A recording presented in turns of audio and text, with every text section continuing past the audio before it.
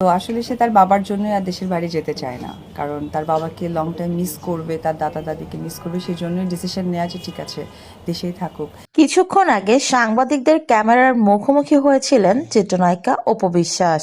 অপু বিশ্বাসকে প্রশ্ন করা হয়, বেশ অনেকদিন আগে আপনি বলেছিলেন আবরাম খান জয় উন্নত পড়াশোনার জন্য বিদেশ চলে যাচ্ছে, তার প্রসেসিংই চলছে অনেক দিন ধরে, সে বিষয়ে যদি কিছু বলতেন। উত্তরে অপু বিশ্বাস বলে, একটা সময় আমি এবং শাকিব খান দুজনেই চেয়েছিলাম ছেলে আবরাম খান জয়কে উন্নত পড়াশোনার জন্য বিদেশ পাঠিয়ে দেব, কিন্তু সেটা এখন আর হচ্ছে না।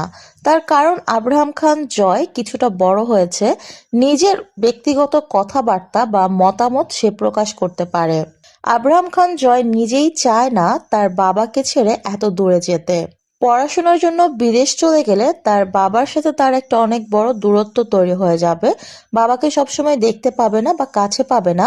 এগুলো চিন্তা করেই আব্রাহাম খান জয় এখন আর বিদেশ যেতে চাইছে না, সে তার বাবা দাদা দাদির সাথেই থাকতে পছন্দ করে। আর সন্তান যখন বড় হয়ে যায় তখন আসলে তার কথার মূল্যায়ন করতে হয়। তার কথার মূল্যায়ন করেই আমি এবং শাকিব খান আমরা সবাই মিলে সিদ্ধান্ত নিয়েছি আব্রাহাম খান জয়কে বাংলাদেশেই লেখাপড়া করাবো। আপাতত জয়ের আর বিদেশ যাওয়ার কোনো সম্ভাবনা নেই। অপু বিশ্বাস আরো বলেন, বাবা শাকিব খান ছেলের উন্নত ভবিষ্যতের কথা চিন্তা করে ছেলেকে বাইরে যেতে দিতে রাজি হয়েছিলেন, কিন্তু যখন থেকে কথাবার্তা চলছিল ছেলে দেশের বাইরে চলে যাবে, তারপর থেকেই শাকিব খান একটু অন্যরকম হয়ে গিয়েছিল।